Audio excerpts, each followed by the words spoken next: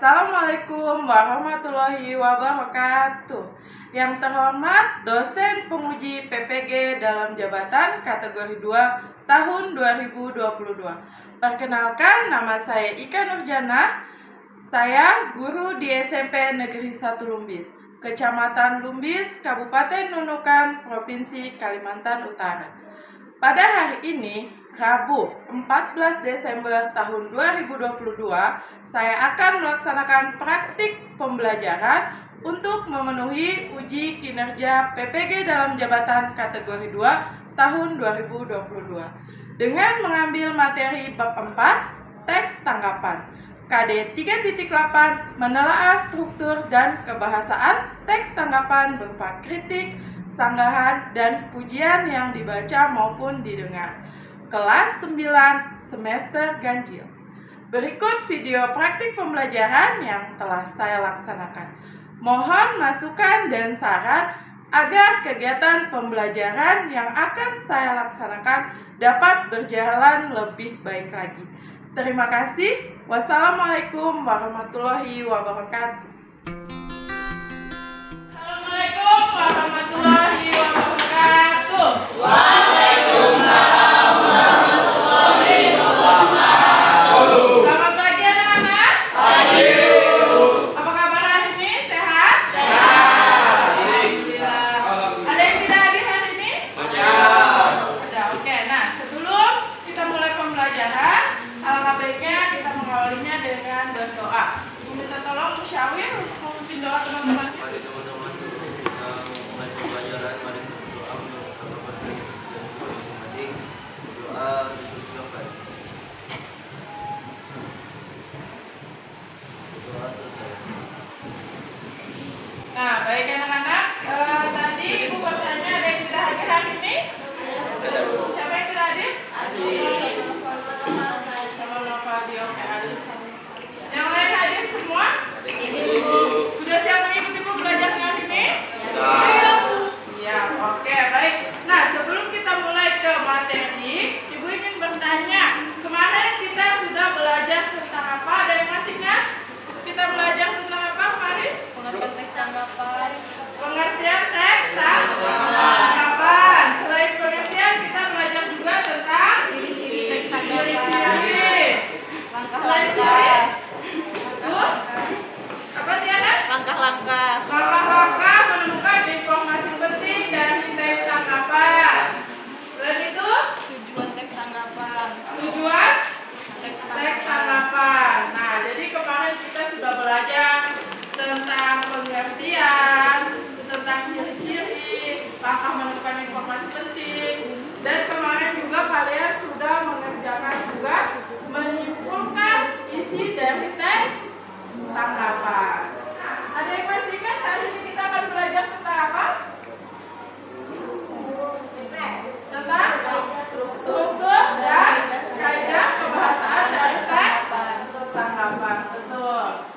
Sudah dibaca-baca? Nah, jadi apa sih manfaatnya? Kemarin Ibu sudah jelaskan mengenai pentingnya kalian memberikan kritik, saran, atau pujian di sosial media. Nah, selain itu, teks tanggapan juga memiliki struktur. Ada yang masih ingat apa itu struktur? Struktur apa? Ya, susunan menjadi sebuah teks. Jadi peraturan. Jadi sebuah teks tanggapan itu memiliki aturan. Seperti struktur cerpen. Ada yang masih ingat struktur cerpen apa saja? Ada orientasi, resolusi, komunikasi, resolusi, dan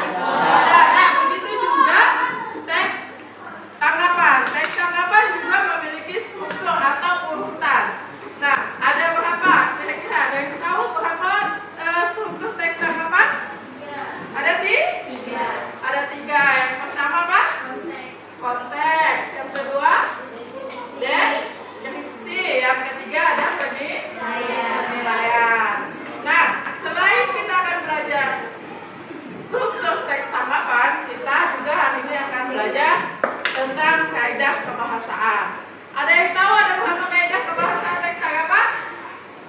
Ada 5. Yang pertama apa? Kalimat kompleks. Yang kedua kalimat aktif. Yang ketiga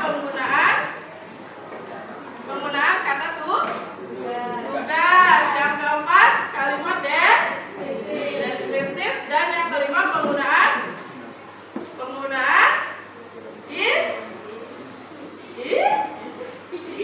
istilah. Nah, jadi ada 5 ya. Nah, apa sih manfaat kalian belajar teks tanggapan? Seperti yang Ibu sudah jelaskan kepada kalian. Jadi teks tanggapan itu juga bukan hanya sekedar kalian memberikan komentar. Nah, jadi teks tanggapan itu bisa juga dalam bentuk paragraf yang panjang, yang seperti sudah kalian baca kemarin di LKPD. Itu juga salah satu contoh teks tanggapan. Jadi dia mengomentari tentang teknologi di situ ya.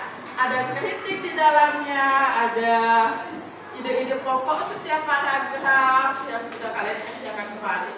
Begitu juga nanti di pertemuan selanjutnya kalian akan membuat teks tanggapan. Selanjutnya potensi dasar dan tujuan pembelajaran kita hari ini.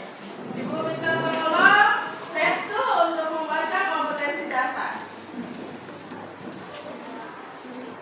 Kompetensi dasar adalah struktur dan pembahasan dari teks tanggapan, lingkungan hidup, kondisi sosial, dan atau keragaman budaya, dan lain-lain, berupa kritik, sanggahan, atau pujian yang didengar atau dibaca.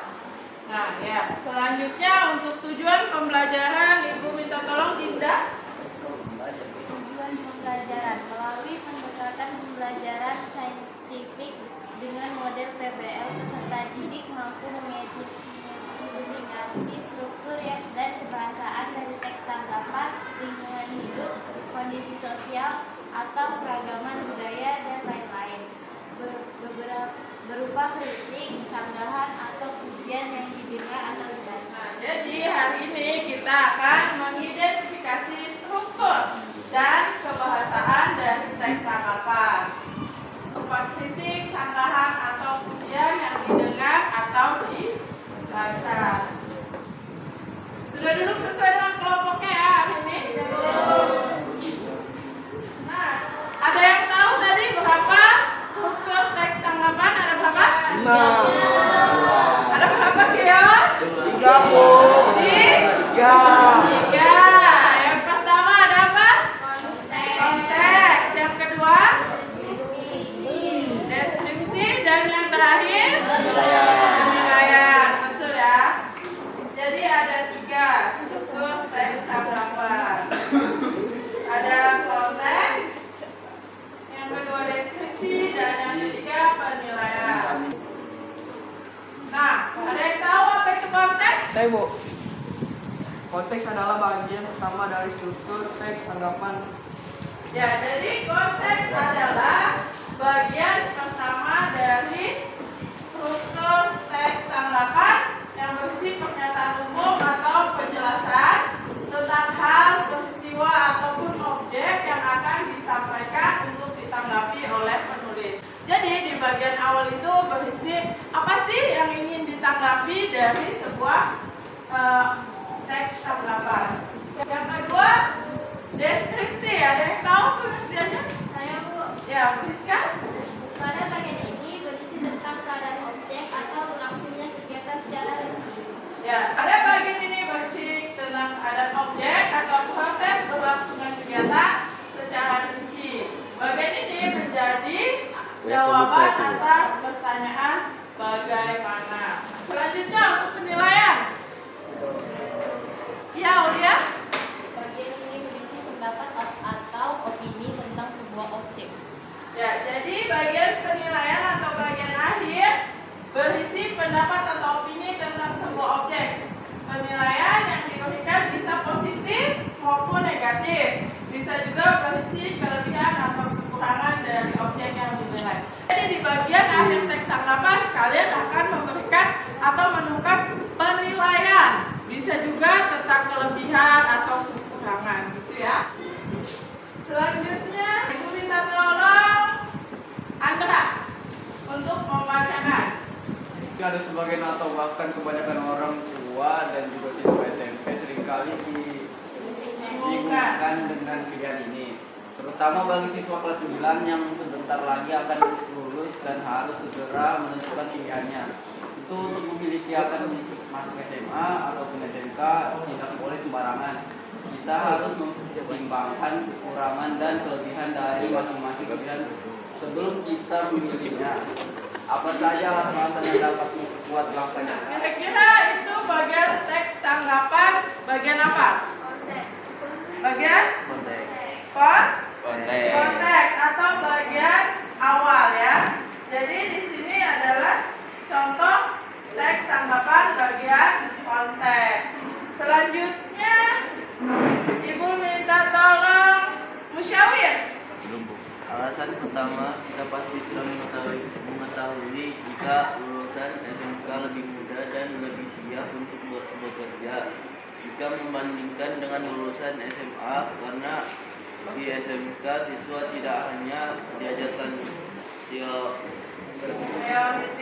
teoretik yang mendalam sesuai jurusannya saja, melainkan di sana para siswa juga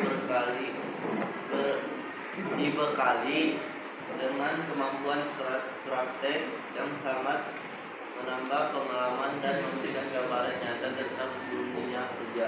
Kira-kira dari contoh teks tanggapan tersebut masuk di bagian apa? Deskriptif. Apa yang dideskripsikan di situ? Tentang masuk SMK. Dijelaskan ya, kalau siswa masuk di SMK tidak hanya diajarkan tentang teori yang mendalam sesuai jurusannya saja, melainkan siswa dibekali dengan kemampuan praktek. Nah, itu yang menjelaskan tentang SMK. Jadi yang kedua ini termasuk struktur bagian deskripsi. Yang terakhir, Ibu minta tolong Ridho. Dengan demikian, siswa lulusan SMK jauh lebih siap kerja dibandingkan dengan SMA, sehingga biaya yang dikeluarkan lebih hemat. Namun untuk menentukan pilihan itu semua tergantung dengan minat, kemampuan serta bakat kita. Kok bapak gitu? Jadi untuk yang ketiga, kira-kira masuk bagian apa? Penilaian. Ya betul ya, penilaian. Nah, dengan demikian siswa lulus SMK jauh lebih siap kerja. Sudah. Selanjutnya kita akan ke kaidah kebahasaan dari teks tanggapan. Kaidah kebahasaan dari teks tanggapan ada 5. Yang pertama apa adalah kalimat kompleks. Yang kedua Kalimat aktif. kalimat aktif. Betul. Siapa tadi menjawab tuh? Sergio. Yang ketiga apa Ridho? Penggunaan kata tugas. Ya, penggunaan kata tugas. Yang keempat kalimat deskriptif. Yang terakhir penggunaan istilah. Ada yang tahu apa itu kalimat kompleks? Davina. Kalimat kompleks juga disebut sebagai kalimat majemuk bertingkat. Ya, kompleks juga bisa disebut dengan kalimat majemuk bertingkat. Nah, kalimat ini bisa digunakan untuk menjelaskan dua kejadian yang berlangsung secara bersamaan dalam satu waktu. Contoh katanya itu ada sejak, semenjak, ketika, sambil, selama, setelah, sebelum, habis, walaupun, meskipun. Contoh kalimatnya Hendo. Meskipun tak mampu menjabat, jika saya mengucapkan mohon maaf lahir dan batin. Nah, ini adalah salah satu contoh kalimat kompleks. Kira-kira ditandai dengan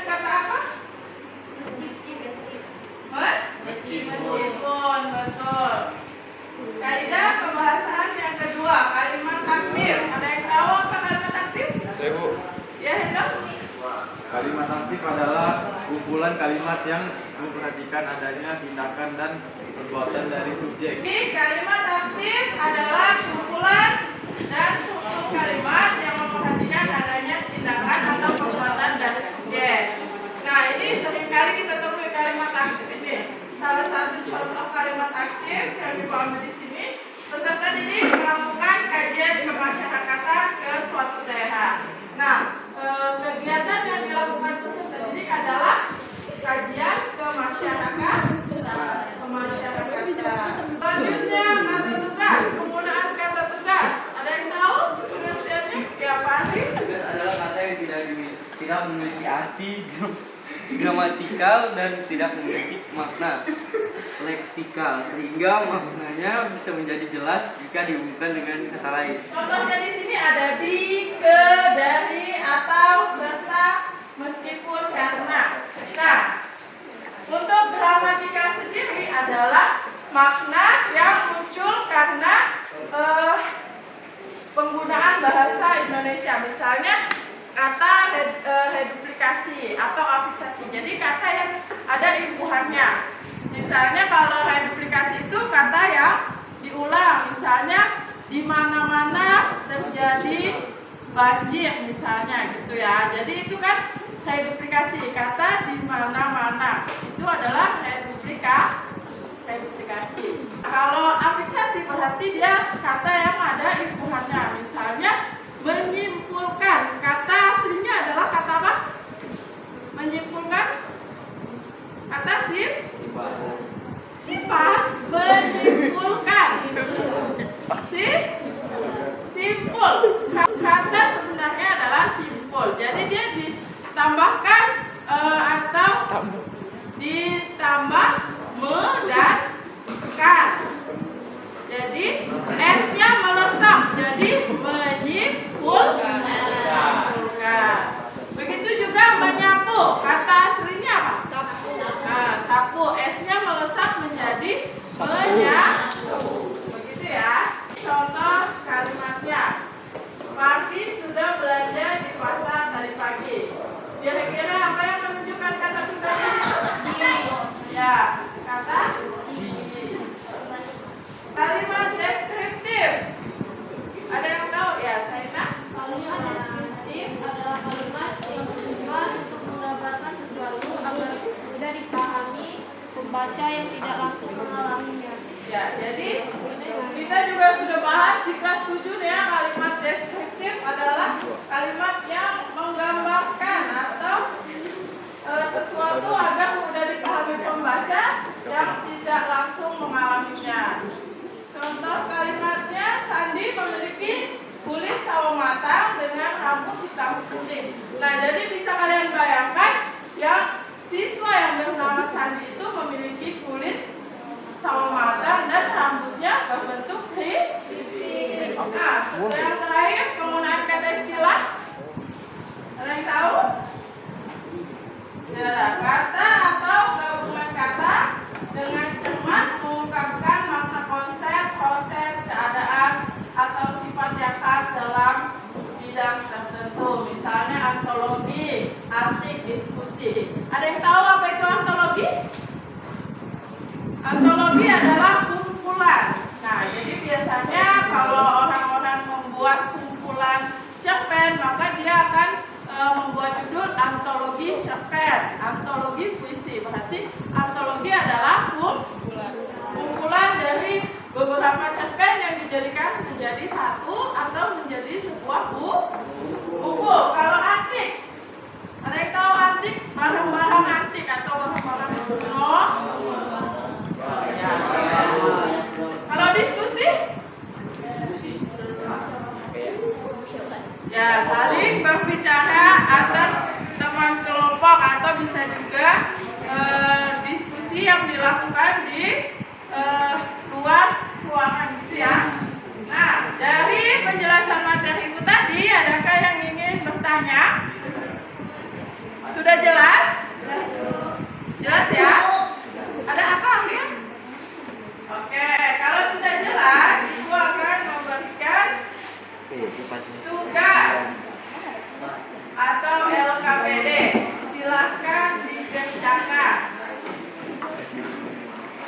dibaca instruksi pengerjaannya, ditulis dulu nama kelompoknya.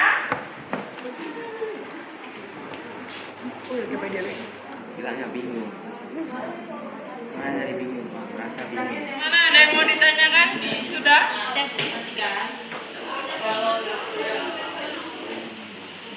Baik, yang maju presentasi pertama hari ini kelompok 1. Silakan maju ke depan. Siapa kita?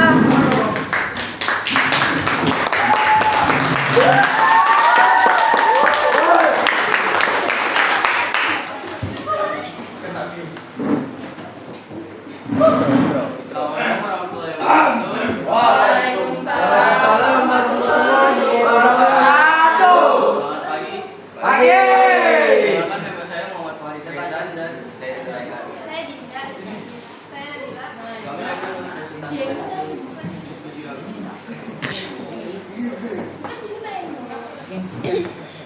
Di konteks adalah sebagian orang tua atau bahkan kebanyakan orang tua dan siswa SMP akan merasa bingung jika diberikan dua pilihan antara SMA dan SMK, khususnya bagi mereka yang sudah menempuh jenjang SMP dan sudah lagi lulus.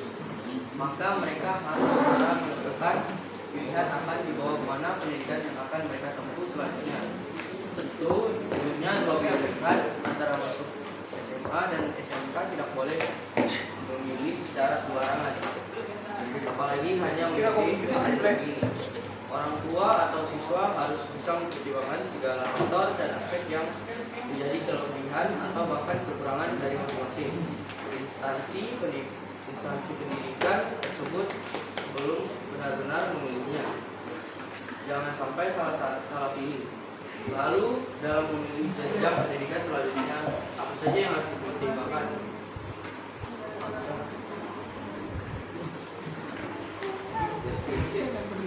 Pertimbangan yang utama yaitu pastikan kita sudah paham bahwa lulusan SMK dan dia harus siap dan lagi muda masuk ke dunia kerja. Jika dibandingkan dengan lulusan SMA, mengapa demikian? Karena siswa SMK mempelajari pendidikan secara teoretik dan juga mereka dibekali kemampuan berupa praktikum, sehingga hal ini bisa menambah pengalaman mereka agar mampu masuk ke dunia kerja. Hal ini dasar pada mati dari kegiatan wajib di SMK, yaitu praktik kerja lapangan atau biasa disebut dengan PKL. Secara tidak langsung, orang mengartikan PKL sebagai magang atau pelatihan kerja, sehingga tidak bisa disalahkan jika ada orang yang berkata jika lulusan SMA harus menempuh pendidikan yang lebih tinggi lagi dengan melanjutkan ke perguruan tinggi supaya lebih siap untuk bekerja. Hal ini disebabkan mereka hanya diajarkan pendidikan secara teori saja sewaktu SMA. Namun, jika kita bandingkan dengan ditinjau dari segi materi, pendidikan yang terdapat di SMK tidak seluas dengan pendidikan yang ada di SMA. Ya, hal ini disebabkan di SMK lebih terfokus pada suatu jurusan yang dipilih agar lebih siap untuk terjun ke dunia kerja. Sangat berbeda dengan siswa SMA yang hanya diajarkan berbagai materi yang sesuai dengan jurusan atau bidang yang diambil. Misalnya, Dari pembahasan di atas bisa disimpulkan bahwa siswa lulusan SMK sudah mempunyai kemampuan yang jauh lebih siap untuk terjun ke dunia kerja. Jika dibandingkan dengan siswa lulusan SMA, hal ini juga bisa memberikan dampak yang positif bagi orang tua karena tidak perlu mengeluarkan biaya lebih untuk melanjutkan ke perguruan tinggi. Sedangkan lulusan SMA, kemampuan dalam ilmu dan pengetahuan memang lebih mumpuni bergantung pada jurusan yang mereka pilih. Namun, semua keputusan yang akan diambil tergantung pada minat, kemampuan, dan bakat yang siswa miliki. Kalimat kompleks, maksudnya pemilihan antara masuk SMA dan SMK tidak boleh memilih secara sembarangan, apalagi hanya mengikuti tren terkini. Kalimat aktif adalah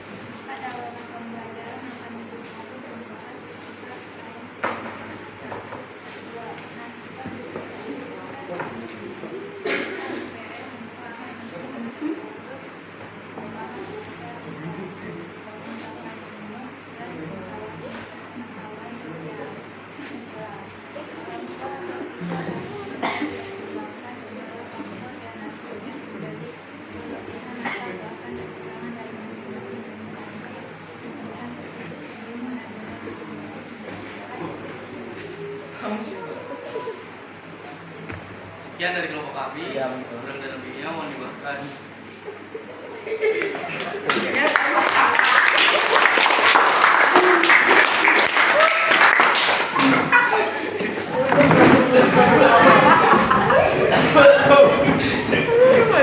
Jadi tertawa ya. Nah itu hasil presentasi diskusi kelompok 1. Sekarang yang maju kelompok 2.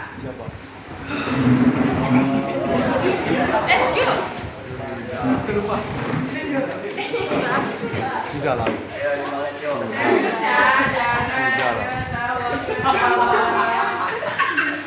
Apa?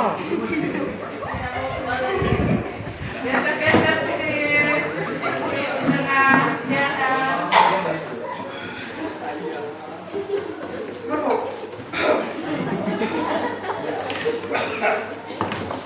Assalamualaikum warahmatullahi wabarakatuh.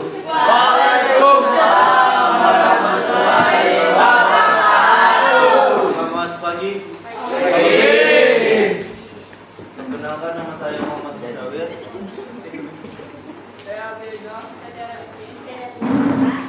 Bukan berlama-lama lagi, langsung saja ke inti presentasi.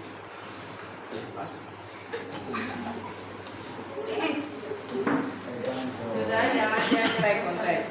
Bukti penjelasan kehidupan. Apa sih dia kayak terus dia yang panjang. SMA atau SMK? Ya, itu judulnya. Pak Adi, duduk nak. Ayo duduk Pak Adi. Kebanyakan orang tua dan sekolah SMP akan melakukan bisa memberikan dua pilihan kepada SMA atau SMK, khususnya bagi mereka yang kecil. Oke, serius nak.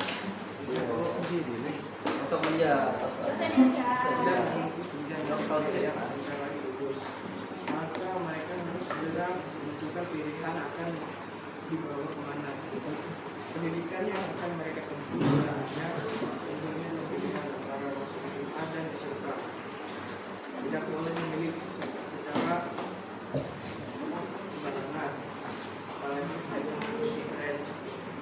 Orang tua atau siswa harus bisa memperhatikan segala faktor dan aspek yang menjadi pilihan atau berikan suatu anak yang memiliki prestasi pendidikan sebelum menentukan pilihan. Jangan sampai salah pilih lalu dalam memilih jenjang pendidikan selanjutnya apalagi harus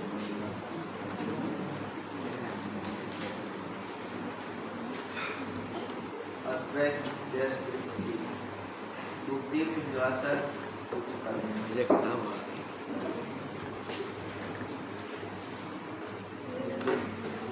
Pertimbangan yang pertama yaitu pastinya kita sudah paham bahwa lulusan SMK umumnya lebih siap dan lebih mudah masuk ke dunia kerja jika dibandingkan dengan lulusan SMA. Mengapa demikian? Karena siswa SMK mempelajari pendidikan secara teoritik dan mereka dibekali kemampuan berupa praktikum, sehingga hal ini menambah pengalaman mereka agar mampu terjun ke dunia kerja. Hal ini biasanya Anda amati dari kegiatan wajib di SMK, yaitu praktik kerja lapangan atau biasa disebut dengan PKL. Secara langsung orang mengartikan PKL sebagai magang atau pelatihan kerja. Secara tidak bisa disalahkan hingga tidak bisa disalahkan jika ada orang yang berkata jika lulusan SMA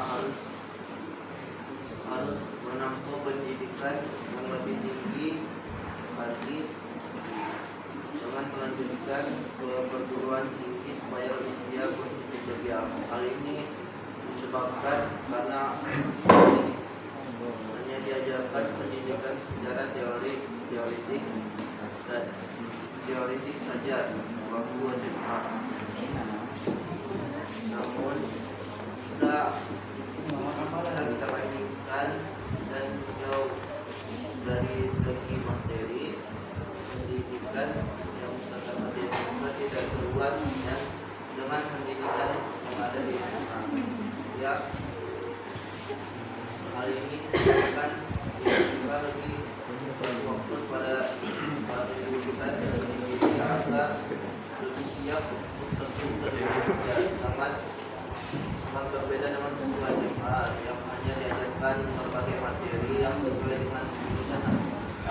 tidak yang diambil. Misalnya saja jurusan yang diambil IPA, maka dalam pembelajaran akan lebih fokus membahas seputar sains dan matematika. Nah, jika jurusan IPS akan lebih berfokus membahas seputar literasi, pengetahuan umum, dan pengetahuan sosial, sehingga tidak heran siswa SMA mempunyai pandangan yang lebih luas tentang suatu hal. Jangkau. Aspek kebudayaan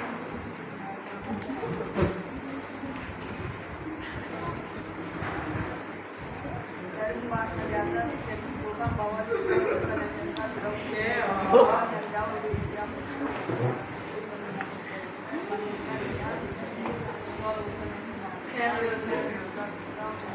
nanti bukanya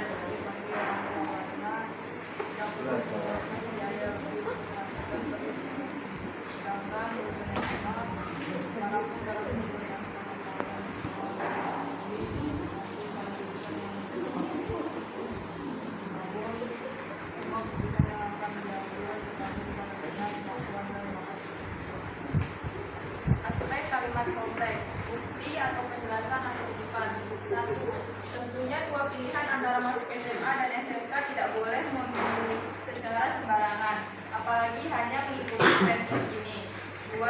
Orang tua atau siswa harus mempertimbangkan segala faktor dan aspek yang terjadi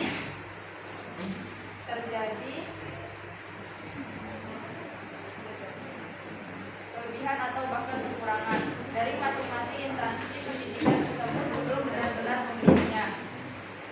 Aspeknya kalimat aktif. 1. Secara tidak langsung orang mengartikan PKL sebagai magang atau pelatihan kerja. 2. Karena siswa SMK mempelajari pendidikan secara teoritik dan juga mereka dibekali kemampuan berupa praktikum.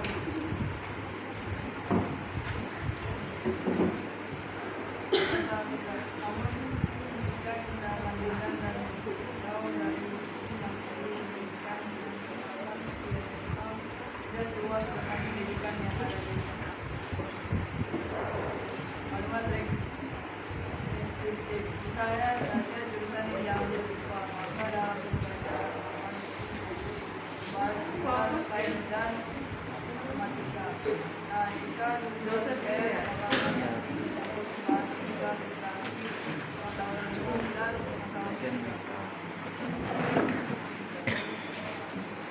Aspek istilah. Yang pertama, orang tua siswa harus bisa mempertimbangkan segala faktor dan aspek yang menjadi kelebihan atau bahkan kekurangan dari masing-masing instansi pendidikan sebelum benar-benar memilihnya.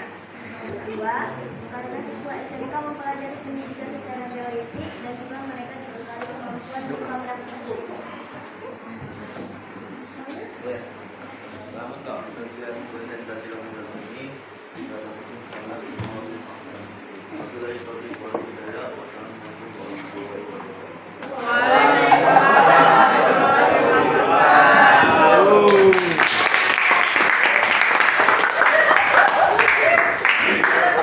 Selanjutnya presentasi kelompok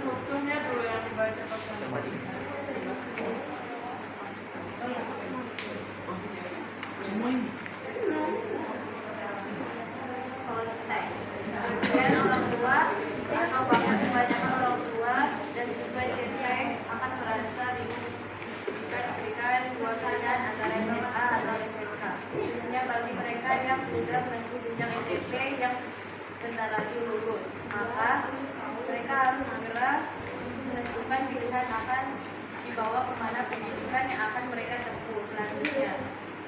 Tentunya dua pilihan antara masuk SMA dan SMK tidak boleh memilih secara sembarang, apalagi hanya mengikuti tren terkini. Orang tua atau siswa harus bisa mempertimbangkan segala faktor dan aspek yang menjadi kelebihan atau bahkan kekurangan dari masing-masing instansi pendidikan tersebut sebelum benar-benar memilihnya. Jangan sampai salah memilih dalam memilih jenjang pendidikan selanjutnya. Apa saja yang harus dipertimbangkan? Ada saya. Pertimbangan yang pertama yaitu pastinya kita sudah paham bahwa lulusan SMK umumnya lebih siap dan lebih mudah masuk ke dunia kerja dibandingkan dengan lulusan SMA. Kenapa demikian?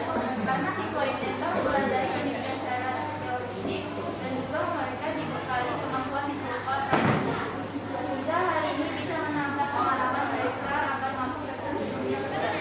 Hal ini bisa Anda amati dari kegiatan wajib di SMK yaitu praktik kerja lapangan atau biasa disebut dengan PKL.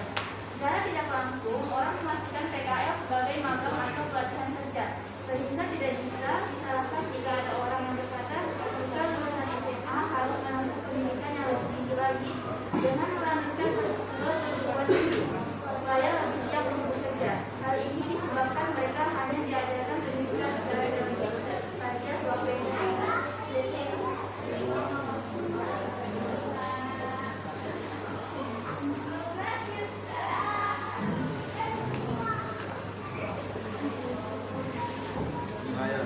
Pembahasan di atas bisa disimpulkan bahwa siswa lulusan SMK sudah mempunyai kemampuan yang jauh lebih siap untuk dunia kerja jika dibandingkan dengan siswa lulusan SMA.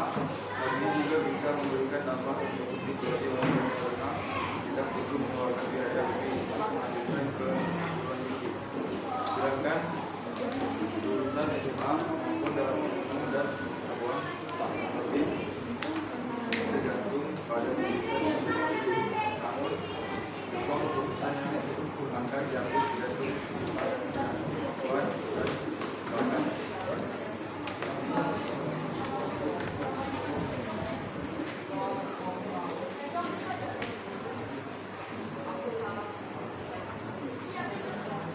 Aspek kalimat kompleks. Tentunya dua pilihan antara masuk SMA dan SMK tidak boleh memilih secara sembarangan, apalagi hanya mengikuti tren terkini. Kalimat aktif karena sudah SMK mempelajari pendidikan secara teoretik dan juga memilih mereka dibekali kemampuan berupa satu itu.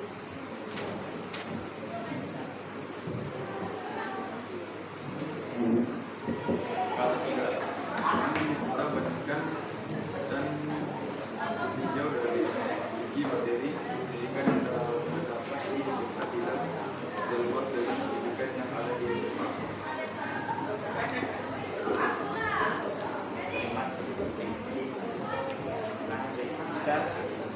Jika jurusan pemakasan, jika jurusan PS angkatan dan fokus kelas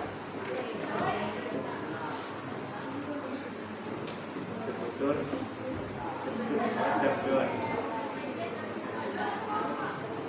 stabilisasi pengaturan dan pengaturan sosial. Orang tua akan siswa, orang tua atau siswa harus bisa mempertimbangkan segala faktor dan aspek yang menjadi kelebihan atau bahkan kekurangan dan instansi pendidikan tersebut sebelum benar-benar menempuhnya. Sekian presentasi dari kelompok kami. Wassalamualaikum warahmatullahi wabarakatuh.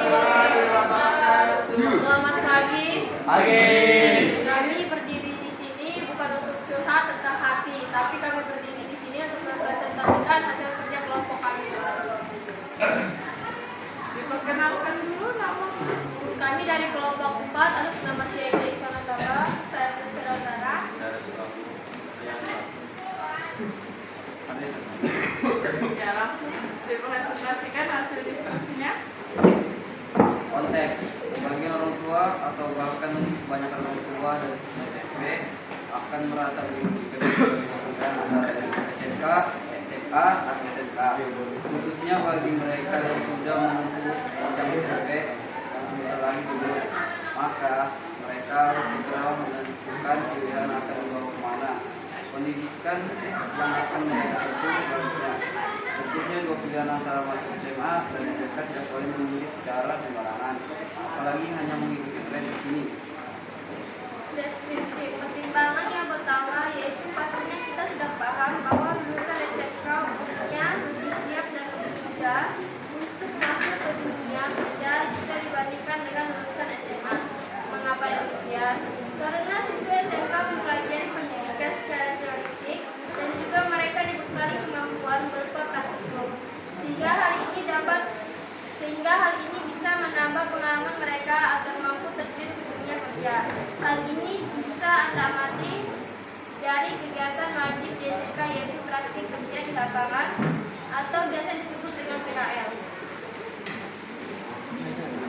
Penilaian dari pembahasan di atas bisa disimpulkan bahwa siswa lulusan SMK sudah mempunyai kemampuan yang jauh lebih siap untuk terjun ke dunia kerja jika dibandingkan dengan siswa lulusan SMA.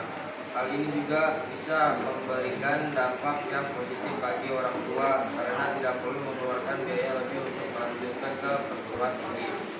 Sedangkan lulusan SMA, kemampuan dalam ilmu dan pengetahuan memang lebih mumpuni bergantung pada jurusan yang mereka pilih. Namun semua jurusan yang akan diambil tergantung pada minat, kemampuan, dan bakat yang siswa miliki. Aspek kalimat kompleks. Tentunya dua pilihan antara masuk SMA dan SMK tidak boleh memilih secara sembarangan, apalagi hanya mengikuti tren terkini. Aspek kalimat aktif. Karena siswa SMK mempelajari pendidikan secara teoretik dan juga mereka dibekali kemampuan berupa praktikum. Aspek kata tugas. Nah, jika jurusan IPS, maka akan lebih terfokus membahas seputar literasi, pengetahuan umum, dan pengetahuan sosial. Kalimat deskriptif. Misalnya saja, jurusan yang diambil IPA, maka dalam pembelajaran akan lebih fokus membahas seputar sains dan matematika. Aspek istilah. Karena siswa SMK mempelajari pendidikan secara teoretik dan juga mereka dibekali kemampuan berupa praktikum. Sekian presentasi dari kami. Jika ada salah kami mohon maaf. Terima kasih. Berikan tepuk tangan yang meriah.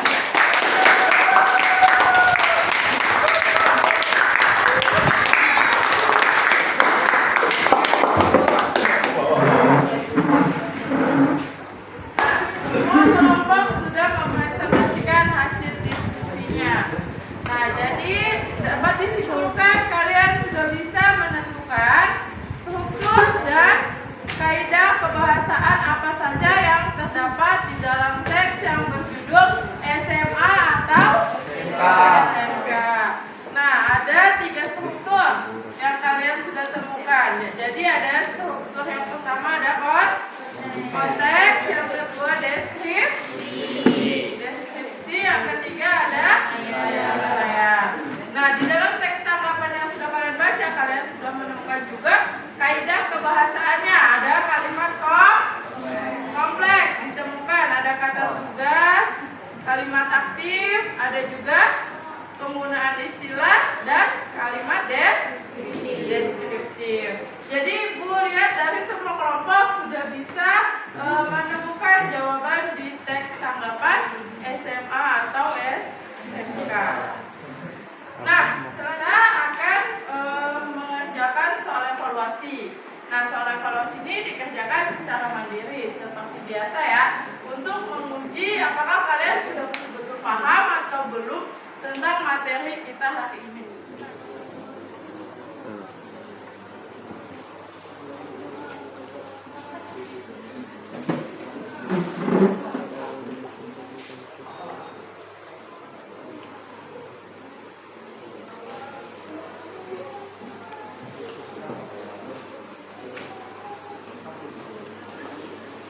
Jangan lupa tulis nama dan kelasnya, dipilih jawabannya yang menurut kalian paling tepat. Ya, baik. Nah, kalian sudah selesai mengerjakan soal evaluasinya. Ibu lihat hasilnya cukup memuaskan atau bisa dibilang sangat memuaskan. Ini kalian sudah memahami materi tentang struktur dan kaidah pembahasan dalam teks tanggapan. Nah, selanjutnya Ibu minta tolong satu orang untuk menyimpulkan pembelajaran hari ini. Ya, baik Tiara. Kesimpulan pembelajaran pada hari ini adalah kita belajar tentang struktur teks tanggapan, yaitu konteks, deskripsi, dan penilaian. Kita juga belajar tentang kaidah pembahasan teks tanggapan yang berisi kalimat kompleks, kalimat aktif, penggunaan kata tugas, kalimat deskriptif, dan penggunaan istilah. Nah ya, jadi pembelajaran kita hari ini tentang struktur dan aspek kebahasaan. Selanjutnya, nah materi untuk pertemuan selanjutnya kita akan membuat sebuah teks tanggapan berdasarkan dengan struktur dan aspek kebahasaan yang sudah kalian pelajari hari ini. Itu ya anak-anak, jadi di rumah kalian searching bagaimana atau contoh teks tanggapan yang sesuai dengan struktur dan ada aspek kebahasaannya. Baik, sekian pembelajaran hari ini anak-anak. Nah, sebelum kita tutup, Ibu ingin bertanya, apakah pembelajaran hari ini menyenangkan? Jadi serius atau bercanda? Kalau gitu, beri tepuk tangan untuk kalian. Ya, terima kasih anak-anak. Sebelum kita akhiri pembelajaran, alangkah baiknya kita tutup dengan berdoa. Ibu minta tolong ketua kelas, Ibu Syawin, Geo duduk yang baik, nah. Berdoa. Mari teman-teman, sebelum kita mengakhiri pembelajaran, mari kita berdoa menurut agama dan kepercayaan kita masing-masing. Berdoa dipersilakan.